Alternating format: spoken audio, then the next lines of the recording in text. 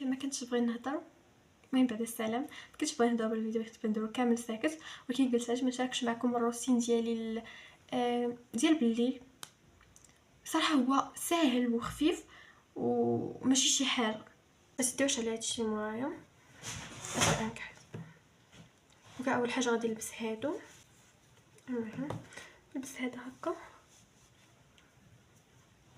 اول حاجه بالنسبه لوجهي كنستعمل بعدا كلينيكس وهذا.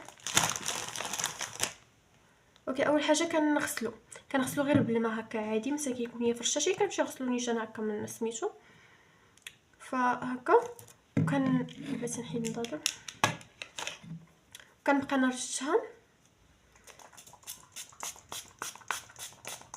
مزيان باش نمسح وجهي من الغبره مزيان، باش كان فيه شي غبره شي حاجه. بالنسبه للمكياج فما كندير اصلا ما كنديروش هكا، كلمات هذه ما كنديروش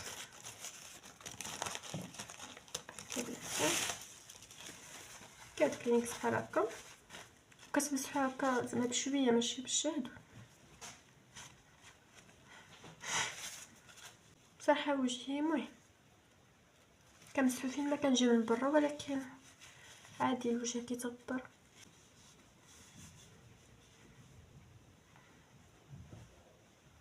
اوكي صافي جمعتو ودرت هكا داك البوندو هكا. ودابا اش غادي ندير؟ اوكي نتوما مثلا بغيتو تاخذوا شي ماسك ولا شي حاجه، انا حاليا ما عندي حتى شي ماسك.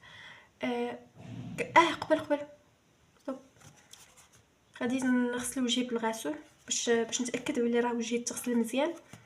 فما نتوما تستخدموا اي غسول، انا حاليا هذا كندير.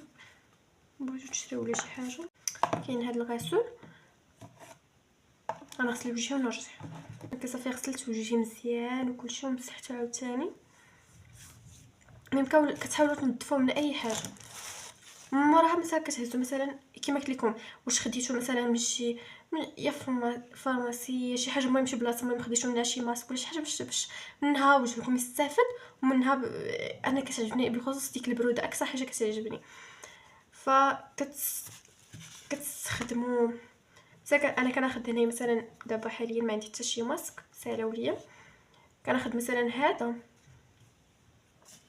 ملي راه مسحت هنايا بعدا، وتاخذوا ما ورد ولا شي حاجه.